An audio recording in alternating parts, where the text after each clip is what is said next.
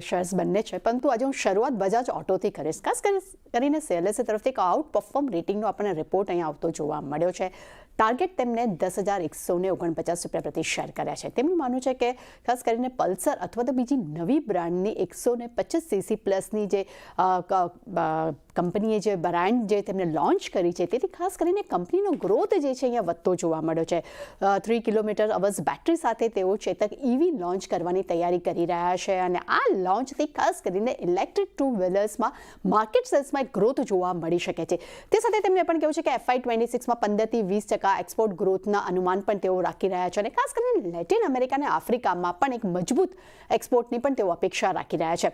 ત્યારબાદ નિફ્ટીની દિગ્ગજ company Reliance પર જેફરસનો રિપોર્ટ આપણે અહીંયા જોઈ રહ્યા છે. ખાસ કરીને તેમને બાય રેટિંગ્સ આપ્યા છે. ટાર્ગેટ તેમને 1650 રૂપિયા પ્રતિ શેર કર્યા છે. તેમનું માનવું છે કે આ વર્ષે નિફ્ટી કરતાં 12% વધુ સારું પ્રદર્શન જે છે તે ખાસ કરીને રિલાયન્સે અહીંયા આપ્યું છે. તે સાથે તેમણે પણ કહ્યું છે કે રિટેલ સેગમેન્ટમાં ગ્રોથમાં રિકવરી સાથે એક સ્ટોકમાં પણ એક વધારો જોવા મળી શકે છે અને નવા સ્ટોર્સ ઓપનથી ખાસ કરીને FY26માં ગ્રોથની શક્યતા અહીંયા વધતી જોવા મળી રહી છે. ખાસ કરીને જીઓના ટેરિફમાં વધારો અને OTCમાં સુધારાને કારણે કરીને કંપનીને એક અહીંયા સપોર્ટ મળશે અને ગ્રોથ જોવા મળશે. સાથે તેમના રિપોર્ટમાં એ પણ લખ્યું છે કે લાંબા ગાળાના સરેરાશ EV એપિટા કરતાં શેર જે છે અહીંયા નીચે જોવા મળી રહ્યા છે, પરંતુ આગળ જતાં તેઓ સ્ટોક્સ માટે રીરેટિંગની શક્યતાઓ પણ તેઓ દર્શાવી રહ્યા છે. ત્યારબાદ હવે સેક્ટર પર નજર કરશું. સિમેન્ટ સેક્ટર પર આપણને નોમુરાનો અહીંયા રિપોર્ટ આવતો જોવા મળ્યો છે. તેમનું કહેવું છે કે સિમેન્ટના પ્રાઇસમાં વધારાને કારણે કરીને ખાસ કરીને કંપનીના પ્રાઇસમાં એક સુધારો જોવા મળી શકે છે.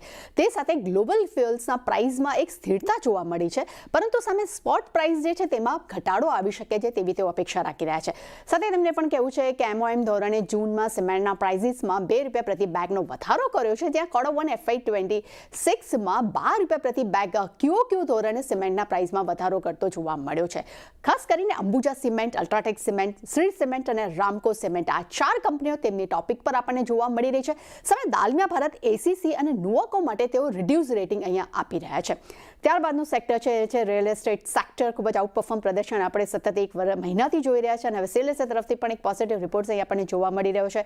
તેમનું કહેવું છે કે MPC મેટમાં 25 બેસિસ પોઈન્ટ દરના ઘટાડાની અપેક્ષા છે, ત્યાં YTD 75 બેસિસ પોઈન્ટ સુધીનો ઘટાડો આવી શકે છે, જે ખાસ કરીને આ સેક્ટર માટે પોઝિટિવિટી દર્શાવી શકે છે. ખાસ કરીને FY26માં બાકીના સમયગાળામાં પણ 50 થી 75 બેસિસ પોઈન્ટનો ઘટાડો અહીંયા જોવા મળી શકે છે અને ખાસ કરીને આ જે રેટ કટ થશે તેનાથી અફોર્ડેબલ્સ અને મિડ ઇન્કમ હાઉસિંગને અહીંયા ફાયદો થઈ શકે છે. ખાસ કરીને શોભા, ગોદરેજ પ્રોપર્ટીઝ, પ્રેસ્ટિજિયસ ટ્રેડ છે, સેન્ટેક આ 4 કંપનીઓ તેમના ટોપિકમાં એમના રડારમાં જોવા મળી રહી છે.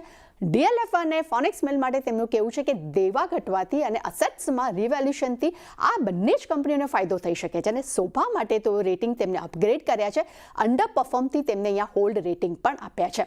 છેલ્લે નજર કરશું એ છે લાઈફ ઇન્સ્યોરન્સ પર. અહીંયા બર્નસ્ટેન્ડનો પણ એક પોઝિટિવ રિપોર્ટ જોવા મળી રહ્યો છે. તેમનું કહેવું છે ગત વર્ષની સ્થાનિક ખાસ કરીને સ્થાનિક લાઈફ ઇન્સ્યોરન્સ કંપનીઓ છે તેમને ખૂબ જ શાનદાર પરફોર્મન્સ આપ્યું છે. આકર્ષક વેલ્યુએશનથી શેર્સમાં હજી વધુ વધારો આવી શકે તેવી પણ તેઓ અપેક્ષા રાખી રહ્યા છે.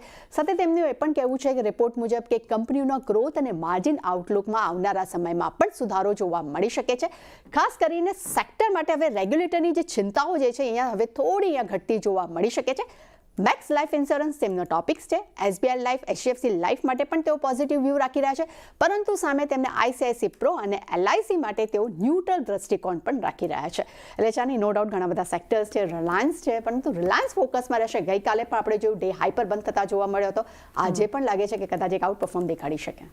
જી, તૃપ્તિ આભાર.